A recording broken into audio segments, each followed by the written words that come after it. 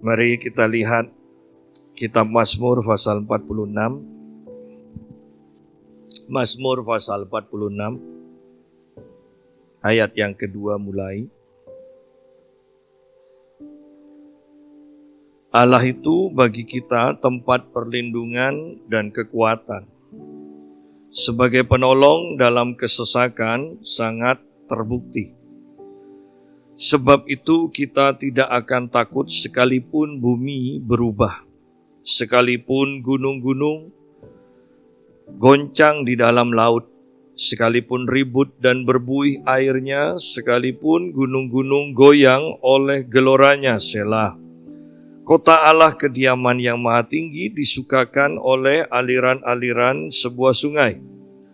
Allah ada di dalamnya, kota itu tidak akan goncang. Allah akan menolongnya menjelang pagi. Bangsa-bangsa ribut, kerajaan-kerajaan goncang, ia memperdengarkan suaranya dan bumi pun hancur. Tuhan semesta alam menyertai kita, kota benteng kita ialah Allah Yakub. Selah. Nah, kita berhenti sampai sini dulu.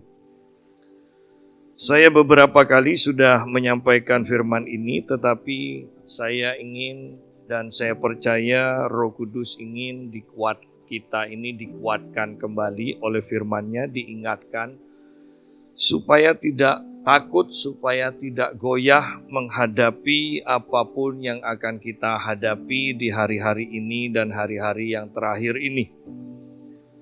Dikatakan di sini Allah itu bagi kita tempat perlindungan dan kekuatan. Sebagai penolong dalam kesesakan sangat terbukti. Tuhan adalah tempat perlindungan. Dan bahkan Tuhan adalah kekuatan kita, dikatakan. Bisa bayangkan kalau Tuhan yang menjadi tempat perlindungan kita. Bisa bayangkan kalau Tuhan adalah kekuatan kita. Tetapi kalau kita perhatikan banyak orang, dan tentunya kita berbicara orang Kristen, yang mengatakan Tuhan tempat perlindungan, tetapi anehnya sekaligus mereka hidup dalam ketakutan. Bukankah hal ini sebenarnya membuktikan bahwa mereka tidak percaya kepada Tuhan? Kalau kita mengatakan Tuhan adalah kekuatan kita, bukankah seharusnya kita hidup di dalam atmosfer mujizat, di mana segalanya adalah mungkin? Tetapi kita kembali melihat banyak orang Kristen gampang putus asa, gampang menyerah. Bahkan kalau ditanya apa sih yang Tuhan sudah kerjakan bagimu, kebanyakan orang-orang itu bingung. Dan mereka baru menyadari bahwa tidak ada sesuatu pun yang Tuhan sudah kerjakan dalam hidupnya. Dan ini sangat menyedihkan. Kekristenan bagaimana? Allah itu bagi kita tempat perlindungan dan kekuatan. Bukankah seharusnya dengan ayat ini saja kita ini bisa hidup tenang, bisa hidup tanpa ketakutan, bisa hidup dengan peningkatan demi peningkatan, karena Tuhan adalah kekuatan kita. Dan Tuhan yang seperti ini, Tuhan yang melindungi, Tuhan yang mengerjakan bagi kita. Dia adalah penolong, dikatakan penolong dalam kesesakan. Dia adalah penolong bagi kita. Ya. Penolong. Kitab Yesaya dan Paulus juga mengutipnya, mengatakan, apa yang kami kerjakan, Engkau Tuhan yang melakukannya. Berarti ketika kita mengerjakan, bukan murni kekuatan kita sendiri, tetapi minimal ada dua pribadi, yaitu diri kita dan Tuhan. Kalau mau dibagi lagi, kita tidak tahu, bisa 2 pribadi, bisa 3 pribadi, 4 pribadi. Karena Yesus sendiri mengatakan, kalau engkau mengasihi aku, maka Aku dan Bapakku akan datang kepadamu. Berarti sudah 3 pribadi yang bekerja bersama kita. Kita lihat di sini bahwa sebenarnya kalau kita sungguh percaya akan firman Tuhan, maka kita akan menjadi orang yang paling tenang di muka bumi. Kita tidak hidup dalam ketakutan, kita tidak hidup dalam kebimbangan. Allah itu bagi kita tempat perlindungan dan kekuatan sebagai penolong dalam kesesakan sangat terbukti. Penolong dalam kesesakan, sesak karena apa? Sesak karena masalah, sesak karena sakit penyakit, sesak karena keuangan yang semakin menipis, sesak karena masalah rumah tangga. Dan dikatakan, sebagai penolong dalam sakit penyakit, dia sangat terbukti. Sebagai penolong dalam kehancuran rumah tangga, dia sangat terbukti. Sebagai penolong di dalam kemiskinan, dia sangat terbukti. Dia sangat terbukti. Nah, kembali yang jadi masalah, kita ini menjadi orang Kristen yang hanya bisa teori, yang mendengar teori. Pendetanya hanya menyampaikan teori, jemaatnya hanya tahu teori. Ya. Anda bisa bayangkan seandainya saya suka fitness dan ada orang yang melihat saya ketika angkat besi, ya, bench press misalnya, ketika saya angkat besi itu tambah berat, oh kalau mau berotot, orang yang memperhatikan saya akan mengatakan begini, oh kalau mau berotot berarti bebannya harus ditambah terus. Ditambah, kemudian waktu mendorong, keluarkan nafas. Kemudian kalau tidak kuat, nafasnya tambah ditahan dan kemudian dilepaskan sekaligus. Nah, mungkin orang ini yang melihat saya punya teori. Tahu cara ngangkatnya, tahu bagaimana ketika besi itu kelihatannya semakin berat, apa yang harus dilakukannya. Tahu. Punya teori.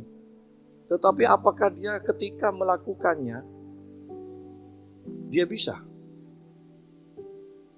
Banyak orang yang belajar tahu bagaimana caranya lari, pemanasannya sebelum lari bagaimana, cara mengatur nafasnya bagaimana. Tetapi kalau hanya teori, ketika mereka mempraktekannya, mereka akan tahu ternyata untuk mempraktekannya itu sukar. Dan inilah yang terjadi kepada kebanyakan orang Kristen. Bahkan jujur saya mau katakan, inilah yang terjadi juga kepada kebanyakan pendeta. Berapa banyak pendeta yang mengatakan Tuhan pasti mencukupi, tetapi hidupnya dalam kekurangan. Kenapa? Karena mereka hanya tahu teorinya. Belum terbukti, belum membuktikan. Bagaimana ketika sakit? Kita tahu teorinya bahwa oleh bilur-bilur Tuhan Yesus kita sudah disembuhkan. Tahu teorinya. Ya. Tetapi bagaimana ketika kita sakit? Apakah teori itu terbukti dalam kehidupan kita? Apakah itu terbukti? Kita tahu bahwa kita ada malaikat yang melindungi kita. Setiap orang percaya minimal ada satu malaikat yang menyertai, yang melindungi. Setiap umat Tuhan ada Roh Kudus yang akan menyertai. Teori mereka tahu semua. Tetapi berapa banyak yang percaya dan mengalaminya? Berarti kalau belum dialami, teori itu tetap tinggallah teori. Tidak terbukti. Padahal Alkitab di sini katakan sebagai penolong dalam kesesakan karena penyakit, dia sangat terbukti. Sebagai penolong dalam kesesakan masalah keuangan, dia sangat terbukti. Sebagai penolong dalam kesesakan masalah rumah tangga, dia sangat terbukti. Berarti terbukti itu sudah dikerjakan, sudah dialami.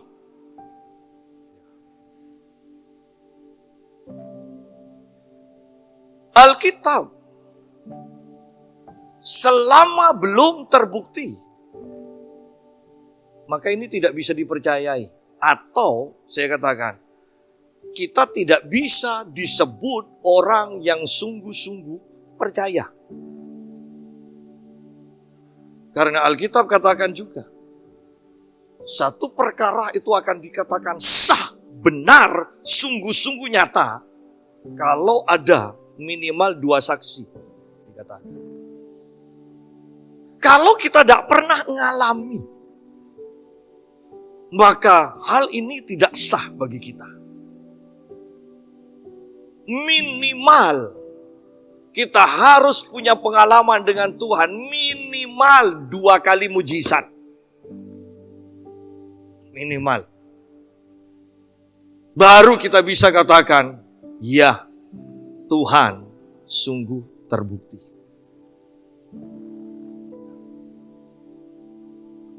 Jujur, bukankah banyak dari kita mengalami mungkin atau melihat orang-orang Kristen bahkan pendeta-pendeta yang hidup dalam ketakutan?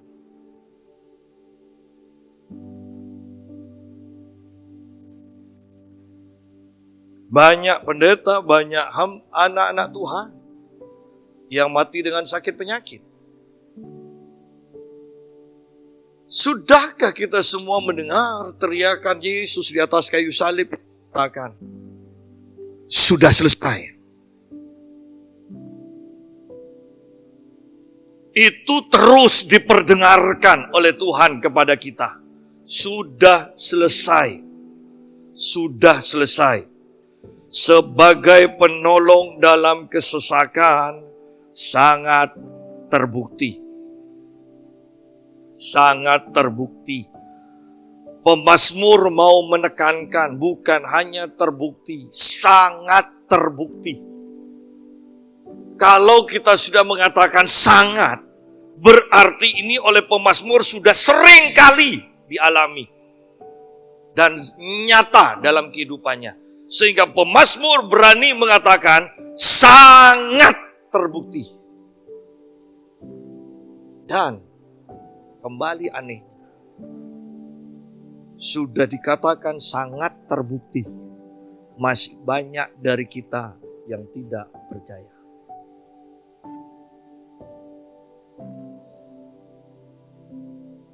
Sangat terbukti. Lucu. Bahkan saya melihat seorang hamba Tuhan memberkati pernikahan, tidak berani tumpang tangan. Anda bisa bayangkan, orang menikah tidak ditumpang tangan, padahal yang membedakan perjaka dan perawan menikah dengan orang yang sudah menikah dan menikah lagi, itu adalah penumpangan tangan. Ya. Orang yang bukan perawan dan bukan perjaka ketika mereka menikah itu hanya didoakan tanpa penumpangan tangan. Penumpangan tangan itu hanya untuk orang yang menikah pertama kali dan mereka perjaka serta perawan. Itu perbedaannya. Dan karena COVID, ada pendeta yang takut untuk menumpangkan tangan kepada pasangan yang menikah. Sidang jemaat, sebagai penolong dalam kesesakan, dalam keadaan apapun, Tuhan sangat terbukti. Sangat mengerikan. Banyak pendeta bisa berbicara soal iman, tetapi Anda bisa melihat apakah mereka punya iman melalui tindakan mereka. Yakobus katakan, tunjukkan imanmu tanpa perbuatan. Tidak ada orang yang bisa mengakui bahwa kita ini orang beriman tanpa tindakan iman.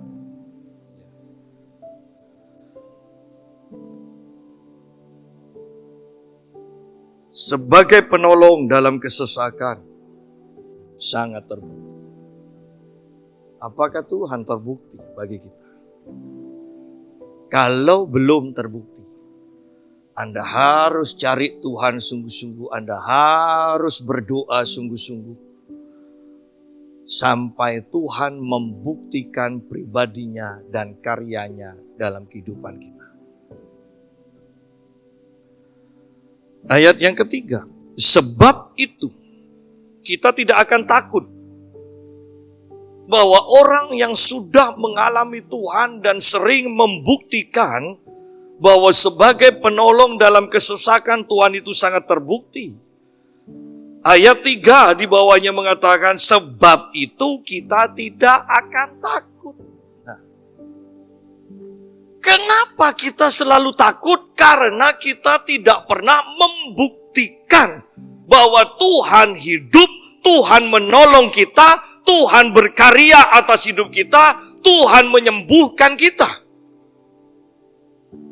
Jelas di bawahnya mengatakan langsung setelah Tuhan itu dinyatakan sebagai penolong dalam kesesakan sangat terbukti, sebab Tuhan sangat terbukti, maka kita tidak akan takut. Berarti kalau kita masih takut karena Tuhan tidak terbukti dalam kehidupan kita. Anda boleh pakai alasan apapun juga untuk membenarkan ketakutanmu dan mengatakan bahwa aku percaya kepada Tuhan, tapi dan sesuaikan dengan ayat 2 dengan ayat 3 sama sekali tidak sesuai. Karena ayat kedua dan ketiga sebagai penolong dalam kesesakan sangat terbukti, sebab itu kita tidak akan takut. Bukankah ayat ini sangat sederhana untuk membuktikan iman daripada orang-orang Kristen? Ini sangat sederhana. Seharusnya kita punya prinsip juga bahwa kalau Tuhan sudah menyembuhkan aku dahulu, maka apapun yang aku akan hadapi dengan berbagai sakit penyakit sekarang dan yang akan datang, Tuhan akan sembuhkan lagi. Sebab itu kita tidak akan takut, sekalipun bumi berubah. Sekalipun bumi berubah. Ini bencana seperti apa yang akan membuat bumi berubah? Bukankah awalnya juga bumi tidak ada laut, tetapi kemudian bumi berubah? Bukankah awalnya bumi tidak ada hujan, hanya embun? Dan ternyata bumi berubah. Berarti ke depannya juga bumi bisa berubah lagi. Seandainya separuh kota Pamekasan itu ambrol ke bawah, maka bentuk kota Pamekasan akan berubah. Dan bukankah ini bukan mustahil?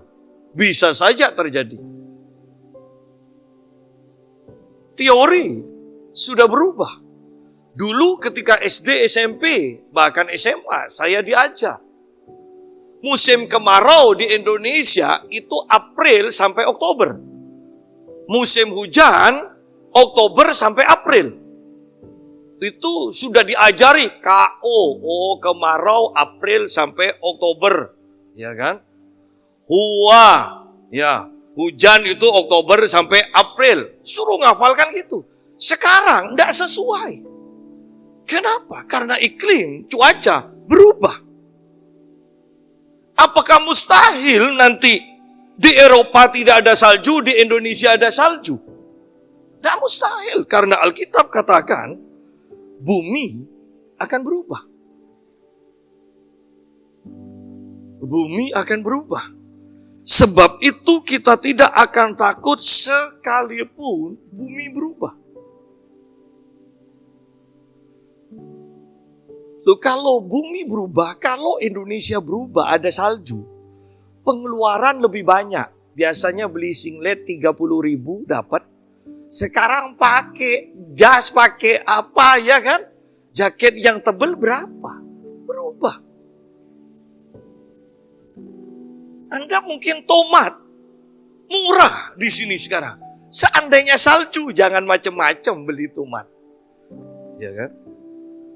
Bahwa semuanya bisa berubah loh.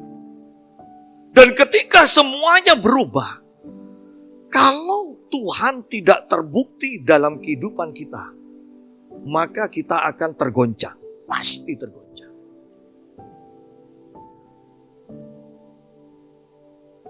Oleh karena itu saya selalu menekankan. Ingat, yang namanya atlet mau bertanding, persiapannya bukan waktu pertandingan. Persiapannya itu sebelum pertandingan.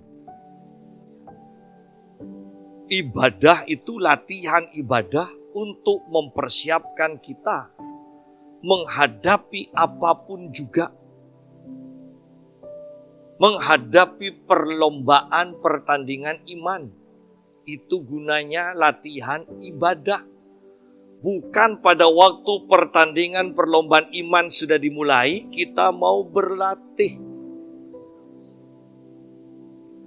Sekalipun dalam kemurahan Tuhan, seringkali Tuhan menolong.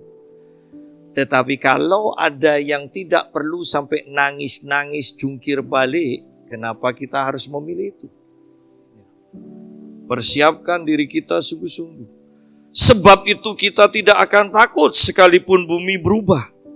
Sekalipun gunung-gunung goncang di dalam laut. Apakah ini berbicara gempa dan tsunami? Perhatikan, jelas di sini dikatakan sekalipun gunung-gunung goncang di dalam laut. Dan ada gunung di dalam laut, itu pun akan goncang, itu akan meletus. Dan bumi atau tsunami akan terjadi.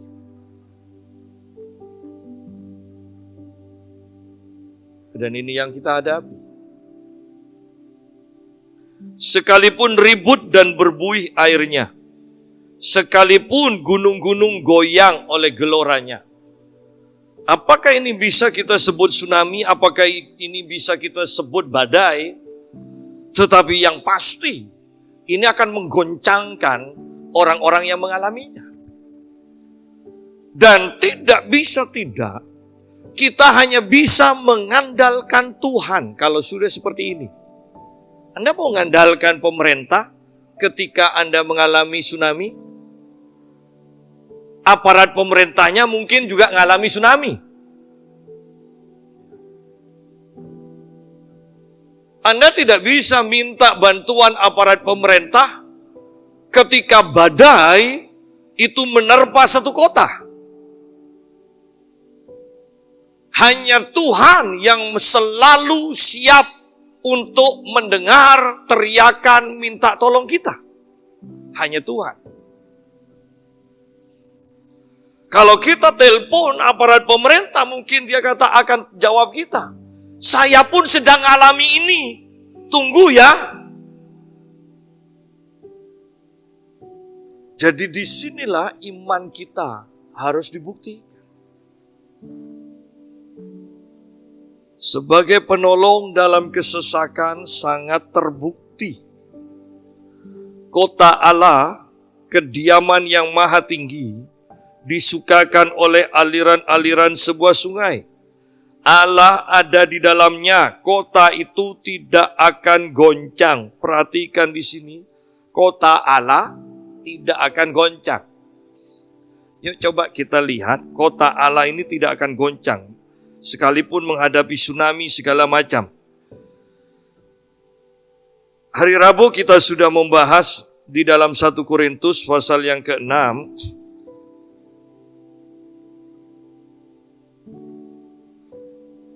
1 Korintus pasal yang ke-6 ayat yang ke-19. Coba lihat. Kita akan lihat lagi. Atau tidak tahukah kamu bahwa tubuhmu adalah bait Roh Kudus? Tubuhmu adalah bait Roh Kudus yang diam di dalam kamu. Roh Kudus yang kamu peroleh dari Allah. Jadi, bait Roh Kudus itu tinggal di dalam tubuh kita. Ya, bait Roh Kudus. Kita baca di dalam kitab Ibrani. Ibrani pasal yang ke-12. Ibrani pasal yang ke-12 dikatakan ayat yang ke-28. Jadi karena kita menerima kerajaan yang tidak tergoncangkan, kerajaan Allah yang tidak tergoncangkan, marilah kita mengucap syukur dan beribadah kepada Allah menurut cara yang berkenan kepadanya, dengan hormat dan takut. Perhatikan kitab Ibrani mengatakan kita menerima kerajaan Allah yang tidak tergoncangkan. Oleh karena itu kita tidak perlu takut, kita itu harus mengucap syukur dan beribadah kepada Allah, dikatakan. Perhatikan kembali ayat-ayat di atasnya. Ayat 26, coba kita lihat. Waktu itu suaranya menggoncangkan bumi. Tetapi sekarang ia memberikan janji, satu kali lagi aku akan menggoncangkan. Bukan hanya bumi saja, melainkan langit juga.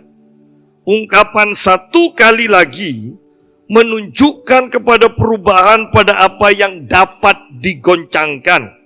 Karena ia dijadikan supaya tinggal tetap apa yang tidak tergoncangkan. Jadi, karena kita menerima kerajaan yang tidak tergoncangkan, lihat di sini bahwa semuanya akan digoncangkan, hanya kerajaan Allah yang tidak tergoncangkan. Semuanya akan digoncangkan, hanya bait Roh Kudus yang tinggal di dalam tubuh kita yang tidak akan tergoncangkan. Kita harus mengerti kebenaran ini. Kalau sudah dikatakan semua akan digoncangkan, berarti pilihannya adalah apakah kita akan tinggal di atmosfer yang akan tergoncangkan ini, atau kita tinggal di dalam atmosfer yang tidak tergoncangkan.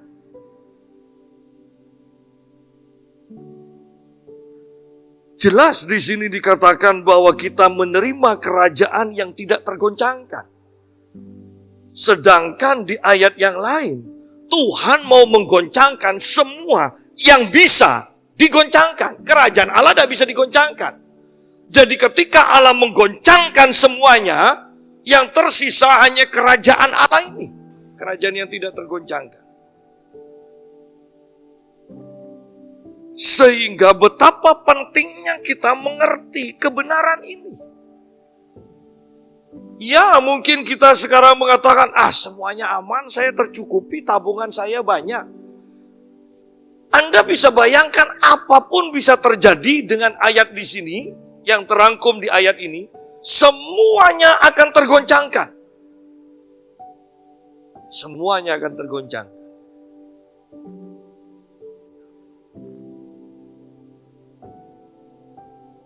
Dan ini yang akan kita hadapi. Oleh karena itu, pada akhirnya kita semua harus sudah terlatih bahwa yang kita ingini selagi di bumi ini hanyalah Tuhan. Kalau kita sudah mengingini banyak hal di muka bumi, maka kita akan mudah tergoncangkan. Latih. Mungkin kita masih sekarang belum 100% mengasihi Tuhan. Tetapi kita harus latih semakin banyak persennya. Semakin banyak, semakin banyak. kita harus terus berhubungan dengan Tuhan yang kita kasih.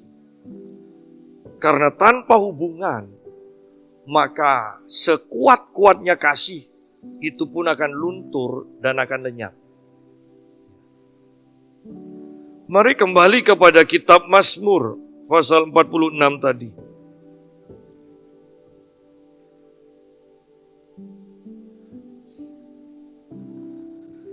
Ketika semuanya digoncangkan, ayat 5 mengatakan, kota Allah, kediaman yang maha tinggi, disukakan oleh aliran-aliran sebuah sungai. Ketika semuanya digoncangkan, bayangkan, tsunami terjadi, badai terjadi, tetapi kota Allah, kediaman yang maha tinggi, disukakan oleh aliran-aliran sebuah sungai. Ada ketenangan. Anda ketika membaca atau membayangkan sungai, ada ketenangan. Ketika Anda membayangkan sebuah sungai, ada rumput-rumput hijau. Ketika Anda membayangkan sungai, di tepinya ada pohon-pohon yang akan berbuah. Inilah kota Allah. Jadi, dua hal ini akan menjadi pilihan yang akan kita alami. Bumi yang berubah dan tergoncangkan, atau kota Allah, kediaman yang maha tinggi, yang penuh dengan kesukaan. Hal ini akan kita nikmati. Yang menentukannya adalah ayat yang kedua. Apakah Allah sebagai penolong dalam kesesakan sudah sangat terbukti dalam kehidupan kita atau tidak?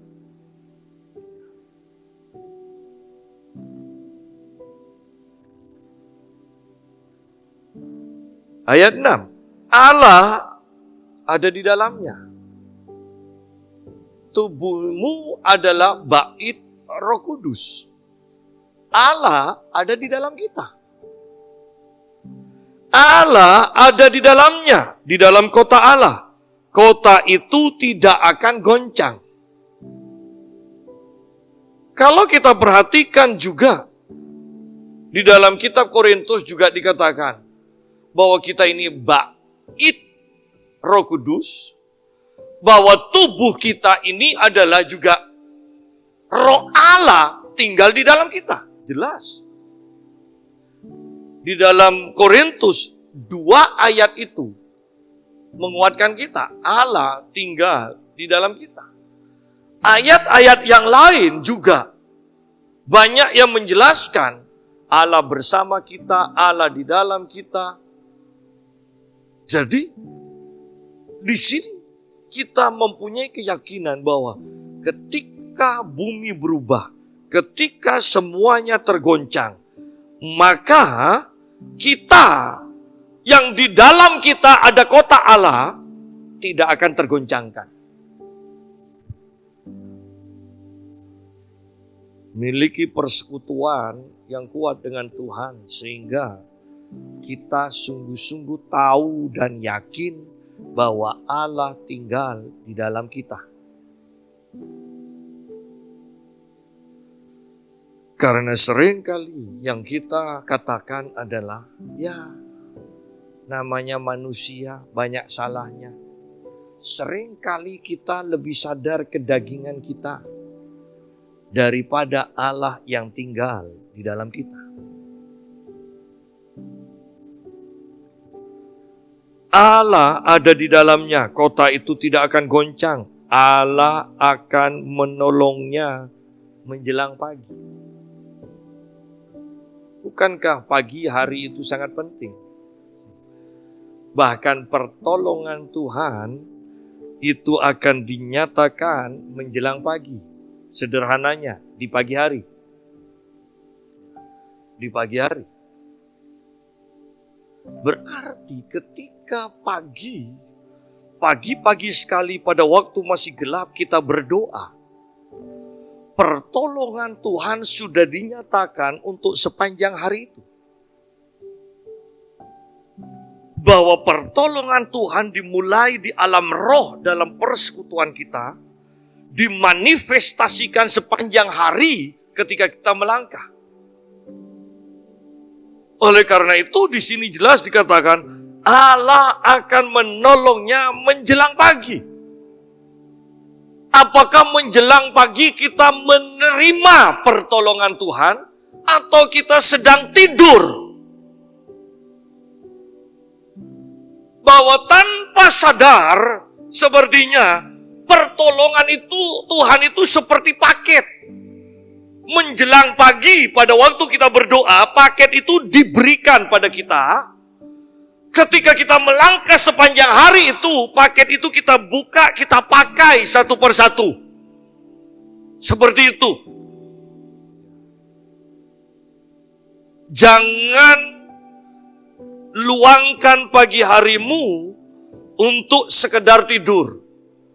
Luangkan pagi harimu untuk mencari Tuhan dan menerima pertolongan Tuhan.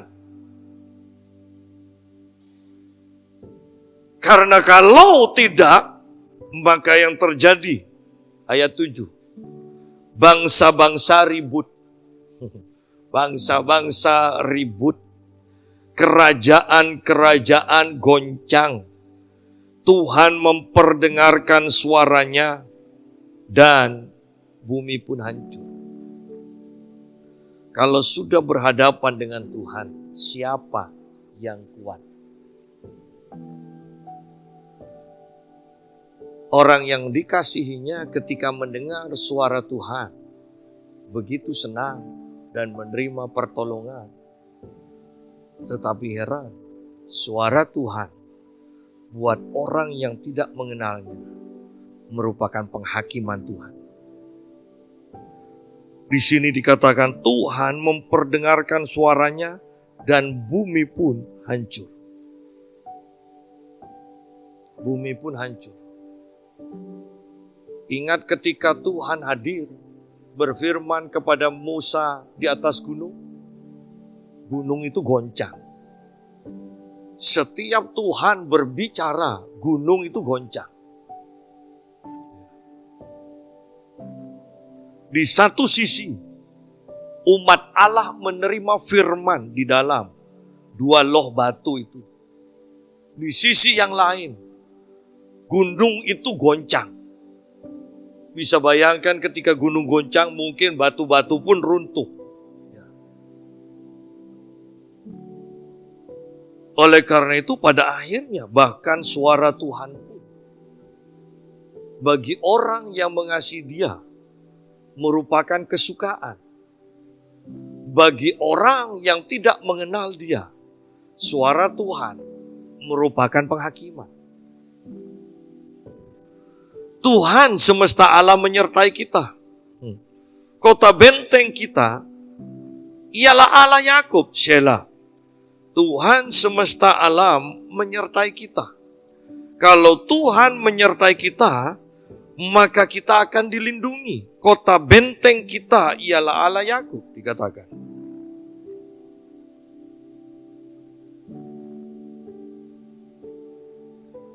Pergilah, pandanglah pekerjaan Tuhan yang mengadakan pemusnahan di bumi, yang menghentikan peperangan sampai ke ujung bumi, yang mematahkan busur panah, menumpulkan tombak, membakar kereta-kereta perang dengan api. Pergilah, lihatlah, pandanglah pekerjaan Tuhan, bahwa ketika bumi goncang, ketika bangsa-bangsa ribut, ketika pemusnahan terjadi, ketika kehancuran terjadi, maka sesuai dengan kitab Mazmur yang lain, bahwa kita hanya akan melihat.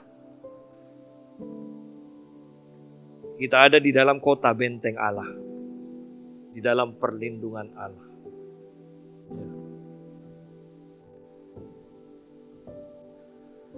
Jangan katakan, itu kan dongeng. Anda akan melihat banyak sekali kejadian-kejadian seperti ini. Ya. Anda akan melihat cerita bagaimana ketika umat Allah dikepung, sudah tidak berdaya, tetapi hanya dengan satu malaikat, maka 185.000 tentara itu mati. Dan secara ajaib, umat pilihan Allah dibebaskan dari musuhnya. Banyak hal yang Tuhan bisa kerjakan sehingga kita akan menjadi penonton, dikatakan. Jangan takut ketika semua itu terjadi, engkau hanya akan melihatnya. Engkau melihat janji Allah digenapi, engkau melihat pertolongan, pembelaan Tuhan, engkau akan melihat perlindungan Tuhan atas hidupmu. Diamlah dan ketahuilah bahwa akulah Allah. Bukankah di sini seakan-akan mau mengatakan, sudah tidak usah ikut-ikut kamu ya, aku yang akan mengerjakan semua. Bukankah seperti itu? Sayangnya kita ini tidak bisa diem di hadapan Tuhan. Mau ngerecoki terus. Bisa bayangkan pelukis yang kemudian anaknya mempunyai niat baik untuk membantu. Papa aku bantu ya, sudah nak diem. Dipikir anaknya tidak beri kesempatan. Tidak, karena kalau anaknya ikut, ya yang masih TK ikut bantu ngelukis, itu kacau lukisannya. Demikian itu loh. Tuhan ketika mengatakan, sudah diem, aku yang mau ngerjakan. Tetapi di dalam kitab Yesaya pasal 30 dikatakan, diem kata Tuhan. Enggak, kami mau cari kuda yang lebih cepat. Dan Tuhan katakan, maka dengan kudamu engkau akan lenyap. Engkau akan hancur. Diem, Tuhan katakan, diem. Diamlah. Bukan hanya sekedar diam. Sebab di sini dikatakan diamlah dan ketahuilah bahwa akulah Allah. Berarti kita suruh diam, Allah akan berkarya. Jangan direcoki, jangan tidak dipercayai. Seringkali kita itu tidak percaya bahwa Allah akan mengerjakan. Kembali ayat yang sering kali muncul di dalam pikiran saya sekarang adalah, apa yang kami kerjakan, Tuhanlah yang melakukannya.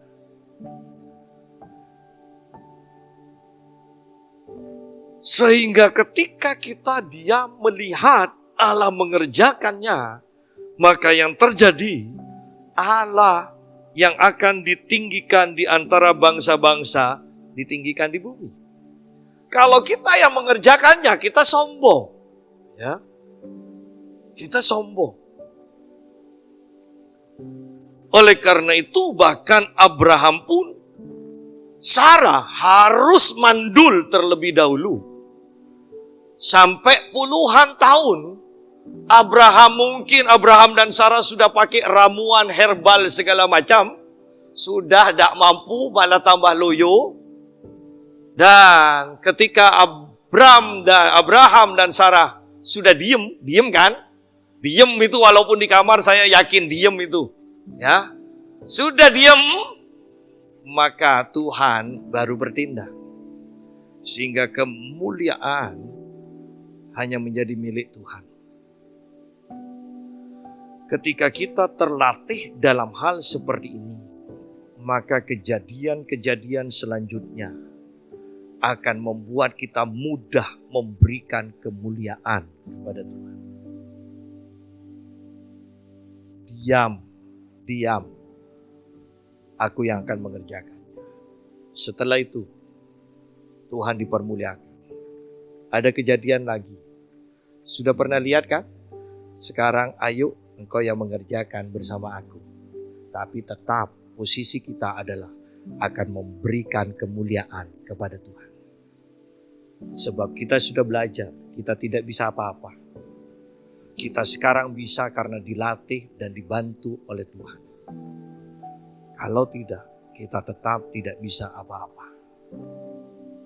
Oleh karena itu Paulus juga mengatakan kepada jemaat Tuhan, kemampuan kami adalah kuasa Allah.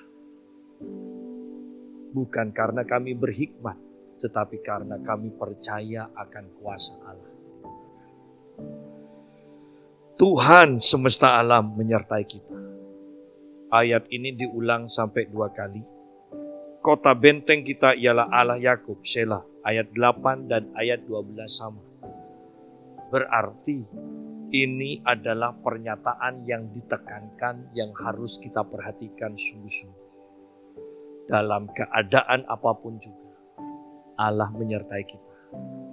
Dalam keadaan apapun juga, dalam bahaya, ingat bahwa Tuhan adalah kota benteng.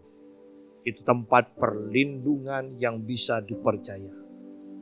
Oleh karena itu apapun yang kita akan hadapi ke depannya, biarlah Mazmur 46 ini akan selalu mengingatkan kita